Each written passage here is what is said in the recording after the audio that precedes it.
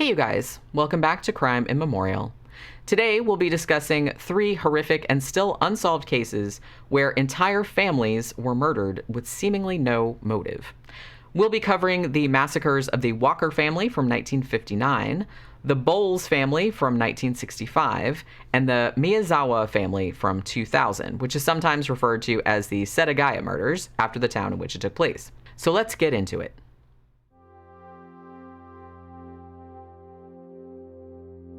The last few days of 1959 would be tragically notable for the shocking massacre of an entire family that recalled the infamous slaughter at the Clutter Farm in Kansas only a little more than a month before. In fact, recent developments may point to a connection between the case that inspired Truman Capote's true crime classic In Cold Blood and the murder that took place in late December in Osprey, Florida. It was the week before Christmas of 1959. The 19th of December, a Saturday, had been a busy day for Cliff and Christine Walker as they ran around doing various errands, picking up some groceries, visiting a few car lots to test drive some newer model automobiles in preparation for trading in their old Chevy, and stopping to buy some treats for their 2 children, 3-year-old Jimmy and 1-year-old Debbie. After they had completed all their planned activities, the family dropped by to see their friends, Don and Lucy McLeod. Don and Cliff were planning on going hog hunting very early the next morning, but they took the opportunity on this particular afternoon to go out to the woods and hunt for a little while, as the women and children stayed at the McLeod home socializing. Once the men returned, Don loaded up the Jeep with some cattle feed, and since the children wanted to ride in the Jeep, Cliff stayed behind with the kids, while Christine headed for home in the family car by herself. Cliff told Christine he'd only be 15 minutes behind her, and he was as good as his word. After Cliff and the 2 toddlers left the McLeod home, no one but their killer saw them alive again. At around 5:30 on Sunday morning, Don McLeod headed over to the Walker house to pick up Cliff for their hunting trip. He fully expected Cliff to be awake and ready to go, cup of coffee in hand, but strangely, the house was dark. He also found it unusual that there was still a cut Christmas tree and a few gifts on the porch, as if the family had been interrupted in the process of taking things inside. Don knocked on the front door, but received no answer. He then tried to peer in through the windows, but saw nothing except for one dim light. He was alarmed and initially thought that perhaps there had been a gas leak which had rendered everyone inside unconscious. So believing, he used his pocket knife to slice through the back screen door, undo the latch, and enter the silent house. The moment Don turned on the light in the front room, he saw Christine's bare feet. She was lying in a pool of blood in the doorway to the living room. As he looked around, horrified, he then noticed that Cliff and Jimmy were also covered in blood, curled up in the corner, and obviously dead. Don rushed outside and drove to the nearest payphone to call the police. When authorities arrived, they began to catalog the grisly scene. 24-year-old Christine Walker had been raped, beaten, and shot twice. 25-year-old Cliff Walker had been shot once in the face. 3-year-old Jimmy, still holding a lollipop stick, had been shot 3 times in the head. And most gruesome of all, 1-year-old Debbie was found in the bathtub, floating in a few inches of bloody water. She had been shot once through the top of the skull, a wound which had apparently not killed her, since she was subsequently drowned in the tub. From the evidence left behind, investigators began to piece together a timeline of what might have happened after the Walkers were last seen on Saturday afternoon. It was thought that Christine had arrived home at a little past 4. She had parked the car in a different spot than usual, indicating that another car was perhaps parked in her regular spot in front of the house. Because it appeared that Christine had put away some groceries in the kitchen, and had even displayed a Christmas card given to her by Lucy McLeod earlier that day, it was theorized that the killer was already hiding in the house when she arrived home, or that he had approached the house afterwards and she had no reason to fear him, as he was perhaps known to her. The man must have attacked her shortly after she arrived. It was clear that she had fought him viciously, for one of her high-heeled shoes was found on the porch, covered in blood, as though she had used it as a weapon before being dragged back into the house and murdered. Investigators believe that Cliff and the children had arrived home in the Jeep about half an hour after Christine got there, and probably surprised the assailant in the act of raping and murdering Christine, at which point the perpetrator shot all of them as well. Clues found at the scene included a piece of cellophane from a pack of cigarettes, a bloody cowboy boot, and a single bloody fingerprint on one of the bathtub faucets. Police also noted that a few items were missing from the home, including a small sum of money, Cliff's pocket knife, the Walkers' framed marriage certificate, which had been hanging on the wall, and oddly, Christine's high school majorette uniform, which had been wrapped in plastic in a cedar chest in the couple's bedroom. From the outset, there were two distinct lines of inquiry. The first theorized that whoever the killer was, he likely lived in the area and had perhaps even known the Walker family.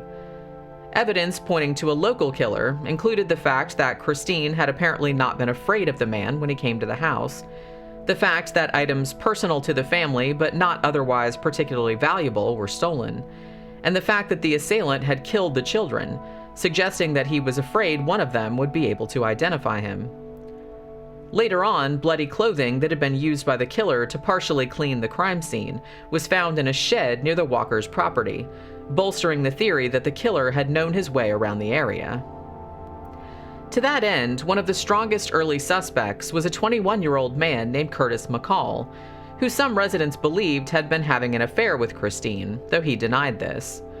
Curtis did have a history of belligerent behavior and admitted once owning a .22 caliber handgun, though he told police he had sold it sometime before.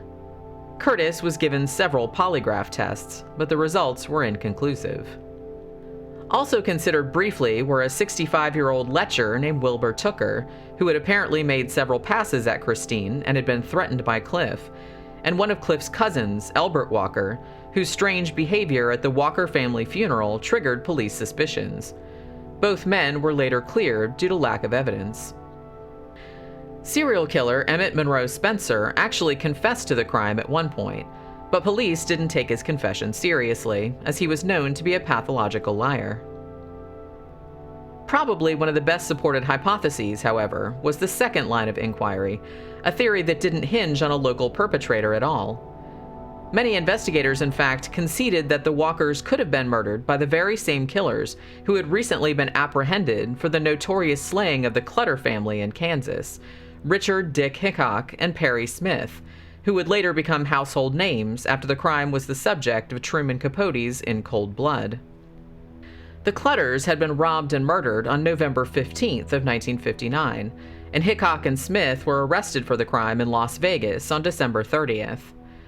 After their photos were splashed all over newspapers across America, several witnesses came forward and placed the killers in Florida at around the time the Walker family was murdered. Hickok and Smith were not only spotted in Tallahassee 3 days after the Walker slaying, but they were thought to have stayed in a hotel in Miami on the night of December 18th, and were seen in a department store in Sarasota, only a few miles from the Walker home, on the same day as the murders. Interestingly, Smith and Hickok were believed to have driven to Florida in a stolen 1956 Chevrolet Bel Air, which was the same type of car that the Walker family was considering purchasing. Investigators speculated that perhaps the killers could have gained entry to the Walker home by telling Christine that they were selling their car. But perhaps the most damning piece of circumstantial evidence tying Smith and Hickok to the Walker murders was the fact that when the killers were taken into custody for the Clutter murders, police found a pocket knife in their automobile that matched the description of the knife belonging to Cliff Walker that was taken from the murder scene. Also found in the killer's possession was a shirt and a pair of socks belonging to a toddler. Authorities questioned Smith and Hickok about the Walker slaying, but they denied involvement and were able to pass polygraph tests that seemingly cleared them of suspicion. They were hanged 6 years later for the murders of the Clutters, but researchers were still curious as to whether they had killed the Walkers as well. It seemed too much of a coincidence that Smith and Hickok had allegedly been in the area of Florida where a murder very much like the one they confessed to committing in Kansas had occurred. In 2012, the corpses of Perry Smith and Dick Hickok were exhumed so that DNA samples could be taken and compared to semen samples taken from Christine Walker's body. Unfortunately, the samples obtained were so degraded that results of a comparison were inconclusive, though investigators determined that the involvement of Perry Smith in the crime could not be ruled out. The Walkers' marriage certificate, incidentally, which had reportedly been stolen during the attack, was later recovered among some papers that a relative of the family gave to Cliff Walker's niece. The outcome of the case remains unclear, and the killer or killers of the Walkers and their children remains a mystery.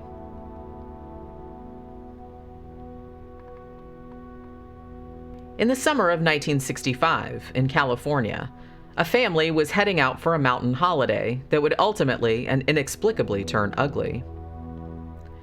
Jim and Darlene Boles lived and worked in Los Angeles and were raising two teenage boys, 13-year-old Bobby and 12-year-old Tommy. Wanting to eventually have a remote place to get away from the city and back into nature, the couple had purchased some land up in Crestline about a decade before, though they had only just finished construction on their vacation cabin in the summer of 1965. The family had driven to the property in a pickup truck on August 7th to move in some furniture, with a view to spending the following weekend there, just relaxing away from the rat race. On Friday, August 13th, Darlene Boles had met her mother, Rena Rice, after work, and the two of them had gone shopping.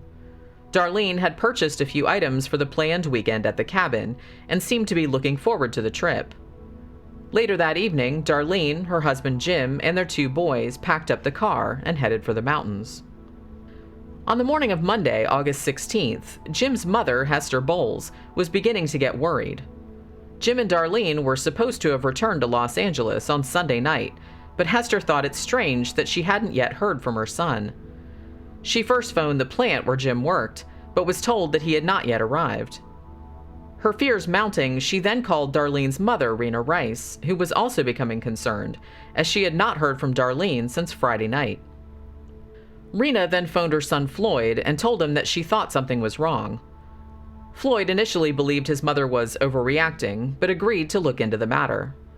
He couldn't call the Boles Crestline cabin, as the phone had not yet been installed there, and he couldn't quite remember where the cabin was located, since he had only been to the property once, shortly after the Boles had purchased it in 1955. Floyd attempted to get someone from the office of the contractors who had built the cabin to drop by and check out the property. An employee there said they would see to it, but after a couple of hours with no word, Floyd finally called the sheriff's office of San Bernardino County, though because he could not provide the address of the cabin and the sheriff's office was understaffed, he got the runaround there as well. After several more hours of frustrating phone calls to various police departments, none of whom seemed keen to help him, Floyd himself enlisted one of his employees who knew the Crestline area, John Wilcoxon, to drive up there with him and see what was going on.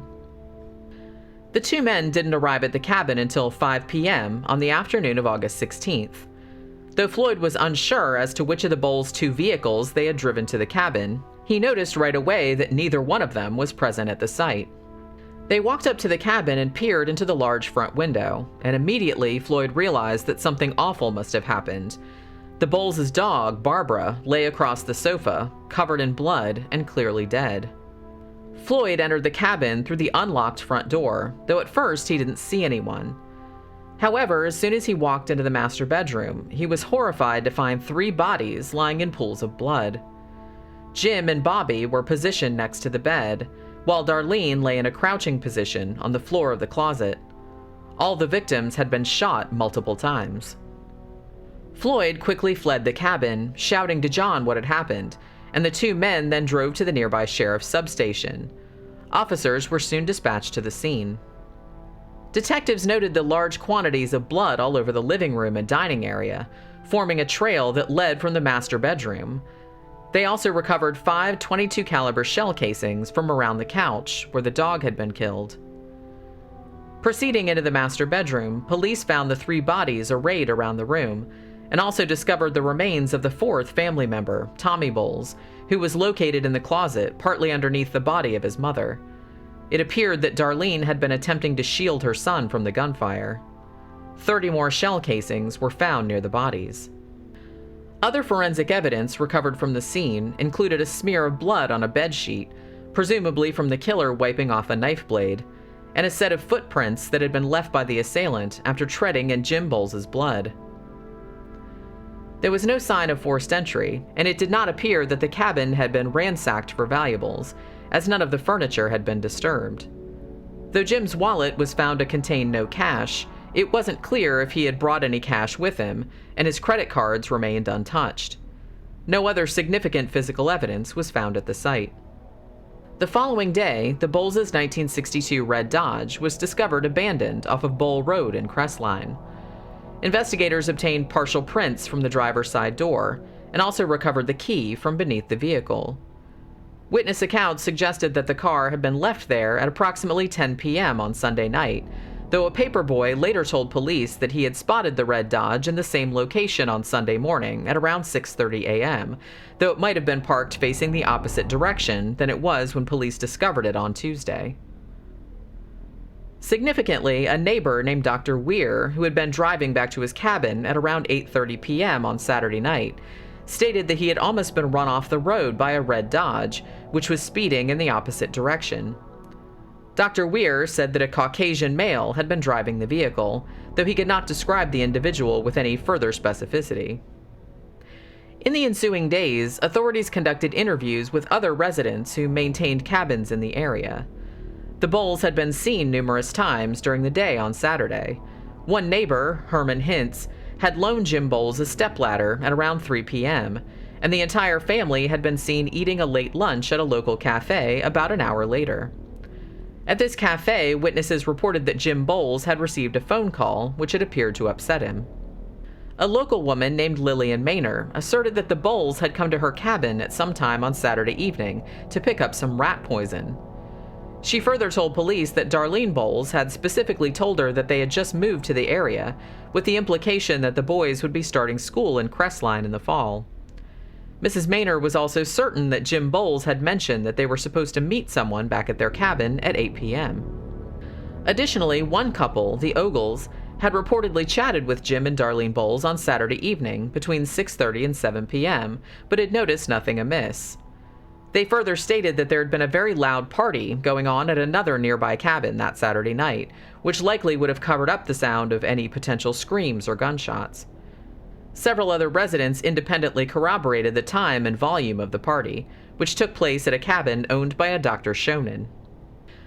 Another couple, Mr. and Mrs. Williams, reported that at a little past 1 p.m. on Saturday afternoon, they had noticed two cars parked in the Boles' driveway, one of which was a light-colored vehicle similar to a station wagon, and the other a dark-colored vehicle of unknown make and model. Neighbor Mary Jane Guigent also reported seeing a large white or beige car parked at the bottom of the Boles' driveway at about 4:30 p.m. on Saturday. Herman Hintz, the man who had loaned Jim Boles the stepladder, stated that upon arriving at his own cabin at around 10:30 p.m. on Friday night, he had seen two boys sitting on the fender of a small white sports car that was parked along the road. He told police they had looked so suspicious that he had taken note of the license plate number, which he subsequently passed over to investigators. Whatever happened to the Boles must have happened at some time late on Saturday night, because according to all witnesses in the area, the family's red Dodge was no longer parked in front of their cabin as of 10 a.m. Sunday, and another neighbor, Sophie Ann Major, stated that she thought she heard a woman screaming and the sound of a car horn very late on Saturday night. However, one witness, Raymond Gollin, seemed to contradict this sequence of events when he reported to detectives that he thought he had heard gunshots at around 6 p.m. on Saturday evening, and had, soon after, seen a dark-skinned 30-year-old man with floppy dark hair and a mustache walking down the hill from the direction of the Boles' cabin. A man fitting this general description was also reported by another witness on Saturday evening, sitting in a car on an undeveloped plot of land not far from the Boles' property. Investigators soon began to delve into the private lives of the Boles family in an attempt to uncover a motive for the seemingly senseless crime, though from the outset they ran into a morass of contradictions. While some friends and acquaintances of the couple insisted that Jim and Darlene had been very close and enjoyed a stable marriage, others claimed that the short-tempered Boles had a volatile relationship and would have divorced if it wasn't for their children. It was even suspected that Darlene had been carrying on an affair with a co-worker named William Hedden. Hedden at first denied having had intimate relations with Darlene, though did admit that they were close friends and spent quite a bit of time together, since they were on the same work-sponsored bowling team. He later relented a little and said that he and Darlene might have become intimate at some stage, though he would not confirm the nature of their relations outright. Hedden also told police some other intriguing information, namely that Darlene had lamented that all of the family's money was tied up in their condo and their new cabin, and that she felt bad that she wouldn't be able to loan her brother any money. She also allegedly told Hedden that her ex-husband had been coming around asking for money as well, though she did not specify why he wanted it. Eerily, Hedden further stated that Darlene had made a comment to him on Friday, August 13th, that if she went to the cabin that weekend, she was afraid she wouldn't come back. Another friend of Darlene's likewise told police that Darlene had reported to her that she had a prophetic dream or a premonition that she would not be returning from the cabin. Police also pursued a few leads involving some juries that Jim Boles had recently served on, with the suspicion that perhaps an associate or relative of one of the defendants that he had helped to convict had gone to the cabin to exact revenge. It seems that nothing much came of this angle, however. Detectives then tracked down Darlene's first husband, Harvey Fulton, who had been married to her for only a brief time when she was 17 years old, after which the pair had requested an annulment. Fulton told police that he had not seen or heard from Darlene in years, and had not even known she had remarried. Although there were some rumors circulating at Darlene's workplace that Fulton was actually stalking Darlene, and at one point had broken into the Boles' condominium and beaten her up, police found nothing to corroborate these tales, and dismissed them as idle gossip. One initial suspect who seemed far more likely was a man who had worked as a cook at the San Moritz Club, the restaurant where the Boles family had eaten on the Saturday prior to their murder. A waitress who worked at the restaurant reported that the cook had been fired the week before, but was nonetheless seen sitting on the hood of a blue car in the restaurant's parking lot on Saturday afternoon, watching the patio where the Boles family was seated. Not only that, but a 75-year-old woman named Ann Sheehan informed police that when she had been staying in a Crestline cabin on August 3rd, a man had opened her front door and stood on the threshold looking at her before turning around and running away after she asked him what he wanted. When shown photographs at the police station, the woman pointed to a picture of the cook and identified him as looking very similar to the man who had been in her cabin. The cook was apparently a sex offender who was on parole and had been fired from the restaurant because he had been engaging in a homosexual relationship with a co-worker, which was against the conditions of said parole. Though the inquiry into his guilt initially seemed promising, police could find no evidence tying him to the Boles massacre. 6 days after the murders, a forestry service worker named Donald Edwards confessed to the crime to two of his superiors. Edwards was taken into custody, and the .22 caliber rifle he owned was confiscated.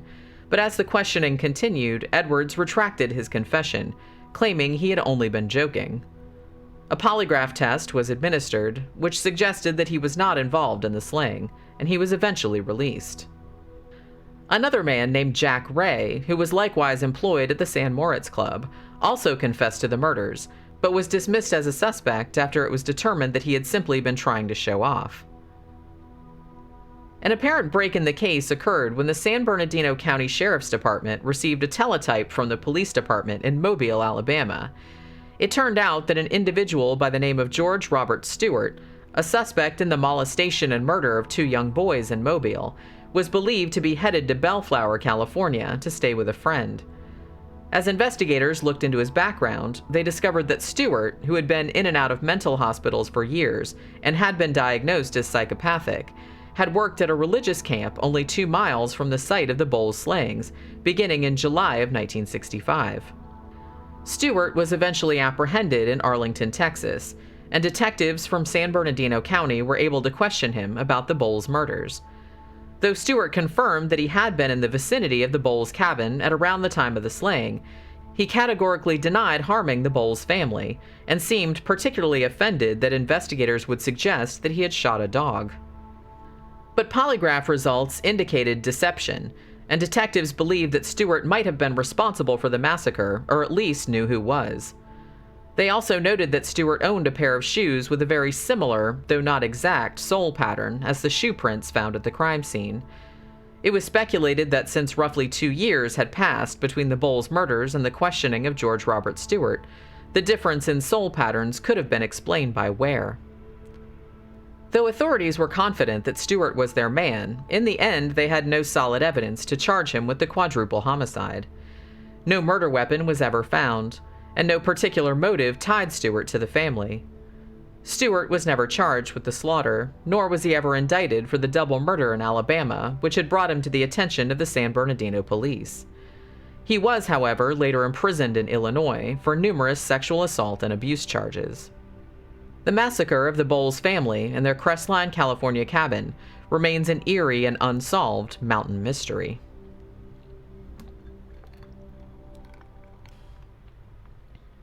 Just as the year 2000 was coming to a close, an unbelievably heinous mass murder would occur in the largely peaceful nation of Japan, the wholesale slaughter of an entire family whose details would be picked up by news media around the world. Despite a wealth of forensic evidence left behind at the scene, however, the identity of the killer or killers is still unknown. The Miyazawa family consisted of 44-year-old Mikio, who worked at an international marketing firm called Interbrand, his 41-year-old wife, Yasuko, who was a teacher, and the couple's 2 children, 8-year-old daughter Nina and 6-year-old son Rei. By all accounts, the family was well regarded in the community, had no known enemies, and seemed completely normal in every way. In 1990, the Miyazawas had moved into one half of a large duplex in the suburban Setagaya district of Tokyo. Yasuko's mother, Haruko, her sister Iri, and Iri's husband lived in the other half of the house, the rear of which faced a large public park. The properties were only separated by a chain-link fence. In fact, this park was in the process of undergoing an expansion, and for this reason, most of the other residents of the Miyazawa's neighborhood, once totaling over 200 families, had moved out, and the population had been reduced to just 4 households. The Miyazawas were planning to move out themselves before too long. Unfortunately, their plans would never come to fruition. On December 30th, 2000, it seems that the family was in festive spirits, preparing for the New Year, which is a very significant holiday in Japan. They had spent the late afternoon at a nearby shopping center, and in the evening, 8-year-old Nina had gone over to see her grandmother next door. The 2 of them had watched a TV program together before the child returned to her own home at around 9:30 p.m. Afterwards, Mikio went on his computer in the study and checked some work emails, while Yasuko and Nina watched television in the loft upstairs. Rei was most likely in his room alone, probably sleeping. It is not clear exactly when the intruder entered the home, though because Mikio had accessed a password-protected email on his computer at 10:38 p.m., it was presumed to be sometime after that, perhaps between 11:30 p.m. and midnight. Later investigation suggested that the killer had most likely entered the home by climbing a tree behind the house and removing the screen from an open second-story bathroom window. The bodies of the 4 Miyazawas were not discovered until around 10 o'clock the following morning.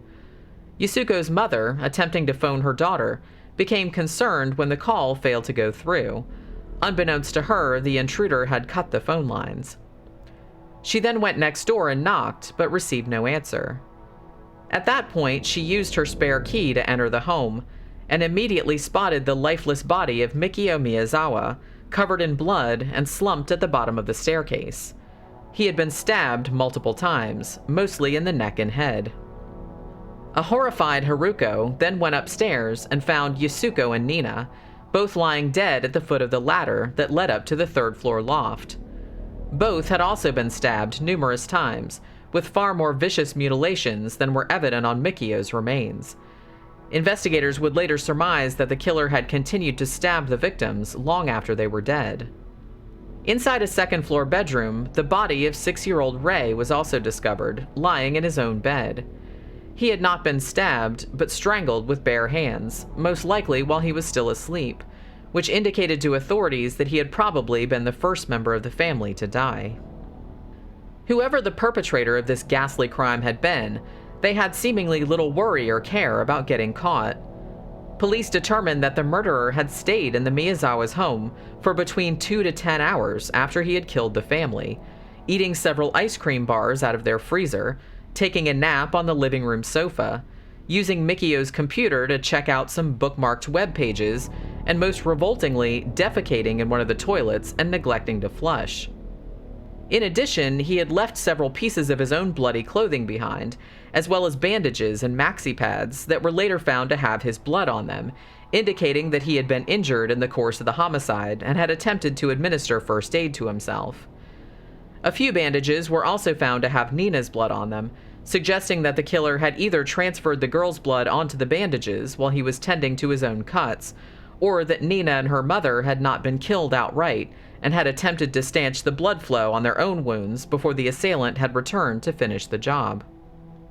Further, the killer left both murder weapons at the scene: a sashimi knife that he had brought with him to the house, and a knife that he had taken from the Miyazawa's own kitchen. Forensic examination of Mikio Miyazawa's wounds determined that the blade of the sashimi knife had broken while the killer was stabbing him, leading the killer to fetch a kitchen knife from the victim's home in order to stab Yasuko and Nina. The shocking crime immediately drew copious media attention, and a survey of neighbors and other witnesses was utilized in order to put together a rough timeline of what had happened, as well as obtain a description and possible motive of the likely suspect. Firstly, according to friends and family members of the Miyazawas, Mikio had engaged in several verbal altercations with a group of skateboarders who were making a lot of noise in the skate park, which was situated directly behind the house and separated from the backyard by a simple fence. Mikio had reportedly also had harsh words with members of a local motorcycle gang in the week or so prior to the murders, for the same reason, i.e. that they were causing a noise disturbance. Though this might have been coincidence, authorities left open the possibility that one of the people Mikio had argued with had decided to take revenge on the family. Another possible angle to this scenario was the fact that Yasuko, a few days before her death, had told her father-in-law that she had seen a car parked in front of their house on several occasions, which struck her as unusual since the vehicle did not belong to any of their neighbors, and the park behind the Miyazawa home had its own parking lot for visitors. Other neighbors had also reported seeing a strange man who looked to be in his 40s walking around the Miyazawa's property on or around December 27th. A man of this similar description, but wearing a backpack and clad in skater-type clothing inconsistent with the weather, was also spotted at the nearest train station on December 29th. Reportedly, a man dressed in a similar fashion had purchased a sashimi knife from the Kanagawa Prefecture shopping center only a few miles from the Miyazawa home on the same day. As the investigation continued, more crucial information came to light. A passerby who had been walking near the Miyazawa home on the night of the murders, for example, claimed he heard what sounded like a couple arguing, coming from inside the house. And although Yasuko Miyazawa's mother and sister, watching television in the house next door while the slaughter was taking place, had not heard anything alarming that night, they did state that they had heard a fairly loud thump from next door at around 11:30 p.m. Authorities presumed that this thump was the sound of Mikio falling to the bottom of the staircase after being stabbed. A taxi driver also came forward and asserted that after midnight on December 31st, he had picked up 3 men in the area of the Miyazawa home. All were in their late 30s or early 40s and spoke very little. The cab driver also reported that one of the men had blood on his hand, some of which was smeared on the seat of the taxi. This dovetailed neatly with the witness statements of medical personnel at a clinic located at Tobu Nikko Station, which was about a 3-hour journey from the Miyazawa home. According to them, a young man had come to the clinic to be treated for a severe cut on his hand at about 4 p.m. on December 31st. The man declined to give his name, but staff recalled that he was wearing jeans and a black down jacket. They remembered him distinctly because he had treated his bone-deep cut with striking indifference.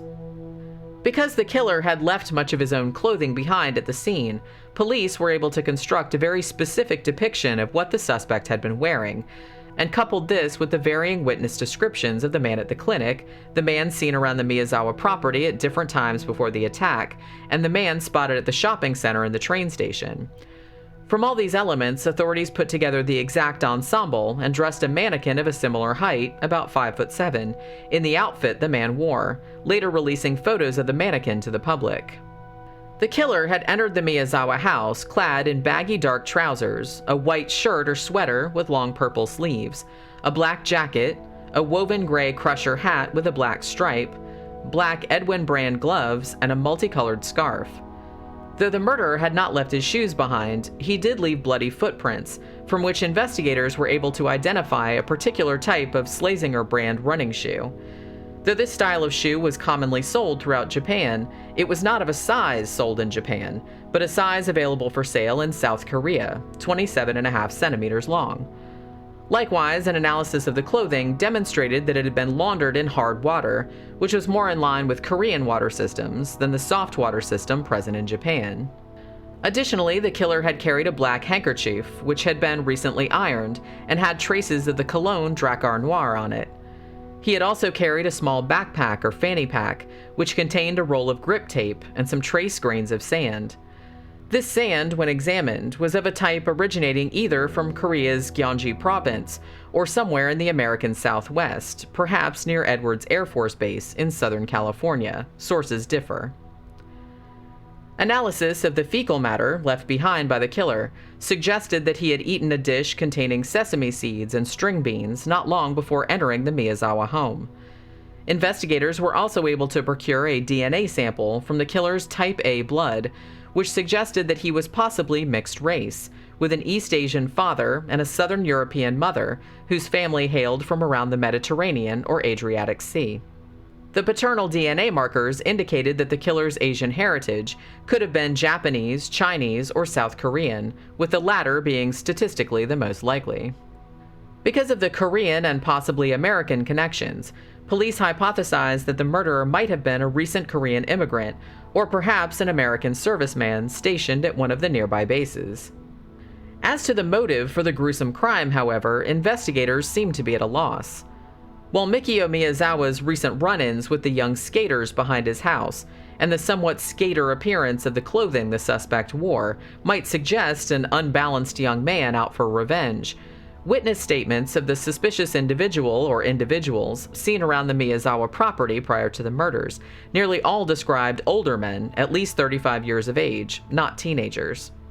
Some researchers have also put forward a financial motive for the slaying, positing that someone was envious of the millions of yen the families in the neighborhood were being paid by the city to purchase their properties for the proposed park expansion. However, from the unnecessary violence of the crime scene to the fact that hardly anything was taken from the Miyazawa home, other than a few pieces of clothing to replace the ones the killer had discarded and a small amount of cash, it would seem that robbery was not the primary impetus for the invasion. In fact, it did appear that the killer, during his long stretch in the home after the murders had been committed, had gathered together several of the victims' credit cards and laid them out on a tabletop, but didn't take any of them with him when he left. He also failed to take another large cache of money that was easily seen in the study where he was using Mikio's computer. Further, the killer had placed a selection of the victim's personal but unimportant papers, some of which had been cut up, into the bathtub, along with the wrappers from the ice cream bars he had eaten. He had also, strangely, started to purchase a pair of theater tickets from a website Mikio Miyazawa had bookmarked. These extremely unusual aspects of the assailant's behavior would seem more in line with an individual bearing a personal vendetta, or perhaps a psychopathic killer who chose the family at random but had been stalking them for some time and wished to insert himself into their lives to some degree. The fact that the murder of the female members of the family, moreover, had been carried out with exponentially more brutality than that of the males might also indicate a particularly sexual or misogynistic rationale. More than 20 years have passed since the 4 members of the Miyazawa family were mercilessly slaughtered in their own home, and in spite of a solid amount of forensic evidence, the murderer remains unidentified. As of this writing, the relatives of the Miyazawas are engaging in a dialogue with authorities, who feel that it's time to demolish the fateful house where the murders took place. The home has been abandoned since that night and is beginning to deteriorate, as well as acting as a constant beacon for curious true crime buffs. Family members wish to retain the property intact, at least until a suspect is arrested, as they feel that perhaps some overlooked evidence may still be discovered there. It remains to be seen how this conflict will be resolved, and if the killer will ever be found. As always, thank you very much for watching. Remember to like, share, and subscribe if you enjoyed the video. It really does help a lot. Also, don't forget to visit crimeimmemorial.com for more written content about unsolved murders from the 20th and 21st centuries.